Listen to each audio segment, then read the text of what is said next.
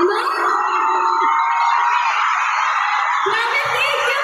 Thank you everyone sa energy na binibigay nyo. Parang kasi ang tagal na ng last. Na nag-perform tayo, nang ganito tayo kalaman. Tama ba? Yes, medyo matagal na.